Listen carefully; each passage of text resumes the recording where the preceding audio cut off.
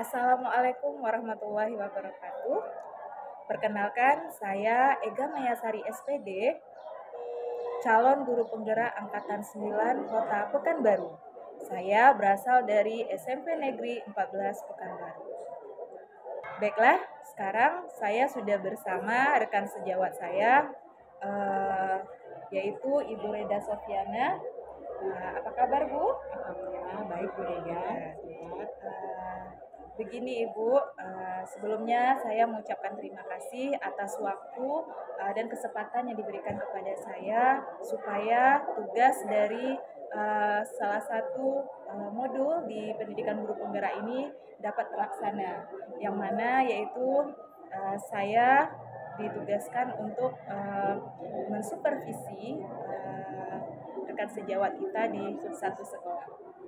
Yang mana supervisi ini salah satunya yaitu langkah pertama, yaitu kita akan melakukan percakapan praobservasi sebelum kita masuk ke kelas nantinya, yaitu melakukan observasi di kelas di tempat Ibu Reda mengajar nantinya. Baiklah Ibu, sebelum kita melakukan observasi nantinya, ada beberapa pertanyaan yang harus Ibu jawab, yang mana tujuan dari supervisi ini yaitu mengetahui dan mengevaluasi proses pembelajaran yang dilakukan oleh seorang guru di kelas nantinya.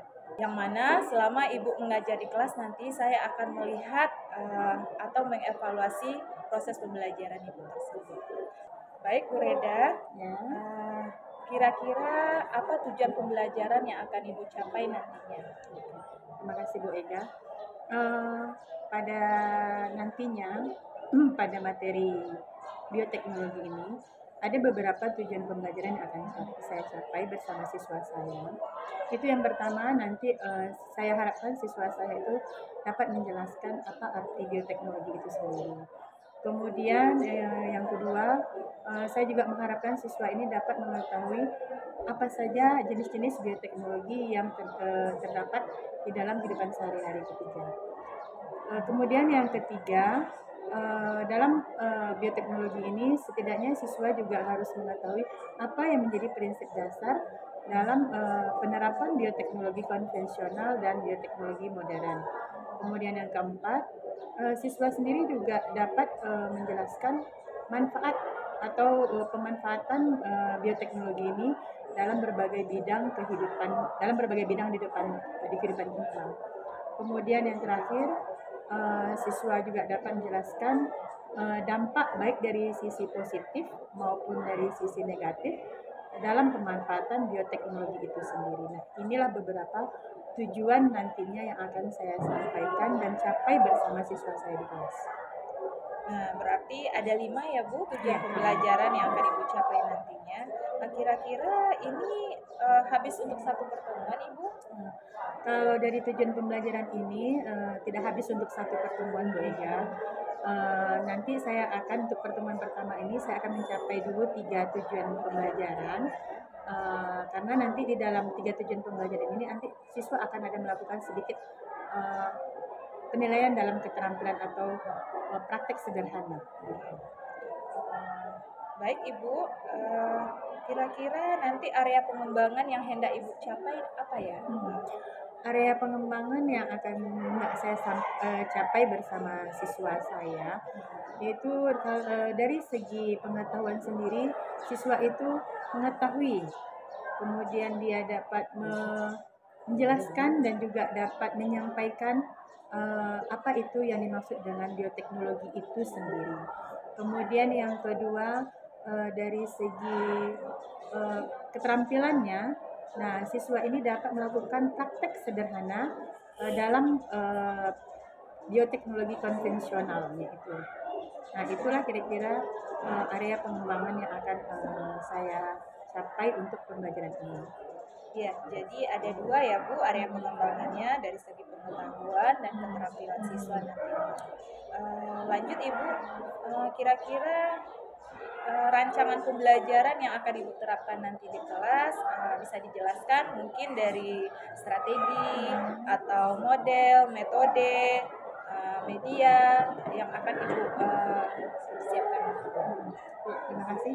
Untuk rancangan pembelajaran yang akan saya capai pada eh, pembelajaran besok atau saat melakukan pembelajaran ini, eh, model yang saya gunakan adalah discovery learning, di mana saya akan mencoba menggali informasi dari siswa tersebut tentang bioteknologi itu sendiri. Kemudian metode yang saya gunakan di sini, kebetulan saya akan mencoba pembelajaran berdiferensiasi Bu Ega. Dengan saya akan mencoba ada 3 media yang saya lakukan. Yang pertama itu dengan kinestetik, di mana nanti saya akan membawa siswa atau mengajak siswa untuk melakukan praktikum sederhana. Nah, praktikum sederhana ini dalam bentuk yang sederhana saja kita temui dalam kehidupan sehari-hari, yaitu dalam pembuatan tapai. Nah, kemudian yang kedua, saya akan mencoba dengan media audio visual. Nah, yang untuk audio visual ini, saya akan mencoba memberikan tayangan kepada kepada siswa, yaitu dengan contoh dalam kehidupan sehari-hari yang bioteknologi modern. Nah, itu yang kedua. Kemudian yang ketiga yaitu dalam bentuk visual. Nah, visual ini yaitu siswa dapat mengetahui perbedaan. Nah, perbedaan prinsip dasar dalam penerapan bioteknologi yang konvensional dan bioteknologi yang modern itu sendiri. Baik, menarik sekali ya Bu. Jadi di sini ada bioteknologi konvensional dan modern. Nah, tadi ini saya mau nanya nih. Tadi ada praktek nih membuat tapai. Itu yang konvensional ya. Iya, Kalau yang konvensional. modern kira-kira seperti apa ya Bu Nah, nantinya? kalau yang modern itu contohnya yang seperti cloning. Nah, cloning itu termasuk yang bioteknologi modern. Kemudian kultur jaringan, itu juga termasuk bioteknologi modern. Nah, jadi setidaknya siswa kalau yang konvensional mereka dapat melakukan praktek sederhana, dan kalau yang bioteknologi modern mereka juga bisa sebenarnya untuk melakukan yang sederhana juga yang bentuk seperti kultur jaringan ya Bu Ega ya. Nah, dapat mereka lakukan juga, cuma kita memikirkan keterbatasan waktu kita, kemudian alat dan bahan yang kita gunakan itu tentu agak lebih terbatas lagi ya, lebih sulit bagi siswa kita. Jadi kita setidaknya bagi siswa ini mereka sudah mengetahui yang mana bioteknologi itu sendiri. Oh iya. Jadi tadi Ibu mengatakan ada alat ya. Kira-kira ini nanti pembelajarannya kita cukup di kelas saja atau di labor gitu Ibu? Saya rasa untuk materi ini, praktek ini kita. Wah, menarik sekali ya Bu Reda. Nah, kira-kira nanti pembelajaran yang akan Ibu lakukan ini kita di kelas atau di labor gitu Ibu? Kalau untuk materi ini kita Iya. cukup sederhana saja, kita melakukannya di kelas saja, karena kelas kita masih memungkinkan untuk melakukan praktik sederhana ini. Wah, nggak sabaran nih Ibu. Jadi kira-kira kapan Ibu saya bisa melakukan bisa melihat Ibu melakukan kegiatan pembelajaran ini nanti di hari apa, kemudian di kelas berapa dan jam berapa tentunya. Ya, pembelajaran ini insya Allah nantinya saya akan laksanakan pada hari Kamis, tanggal 15 Februari 2024. Kebetulan saya mengajar pagi, di jam pertama dan jam kedua di kelas 94. Nah, kebetulan itu juga kelas yang saya pegang sendiri sebagai wali kelasnya. Oh iya. Oke, baik ya Bu ya. Ini pertanyaan terakhir nih Bu. Oke, Bu Ega. Kira-kira nih setelah percakapan kita tadi, apa nih yang Ibu dapatkan dari hasil percakapan kita hari ini sebelum nantinya kita akan melakukan observasi di kelas. Nih pertanyaan terakhir nih. Kira-kira apa nih yang Ibu dapatkan dari hasil percakapan kita hari ini? Alhamdulillah dari hasil percakapan kita hari ini, saya mendapatkan gambaran media apa nantinya yang akan saya gunakan untuk mencapai tujuan pembelajaran saya kepada siswa saya di kelas. Kemudian saya harapkan pun dari percakapan kita ini, saya juga nanti bisa melihat keaktifan siswa saya dan keantusiasan dari siswa saya dalam mengikuti pembelajaran nanti di kelasnya. Dan saya berharap pun pembelajaran ini nantinya dapat berjalan dengan lancar Baik Ibu, terima kasih atas jawabannya. Jadi selesai sudah percakapan observasi kita hari ini. Jadi nanti kita ketemu di hari Kamis ya Bu. Semoga apa yang kita bicarakan hari ini bermanfaat bagi kita semua dan untuk tugas saya dimudahkan.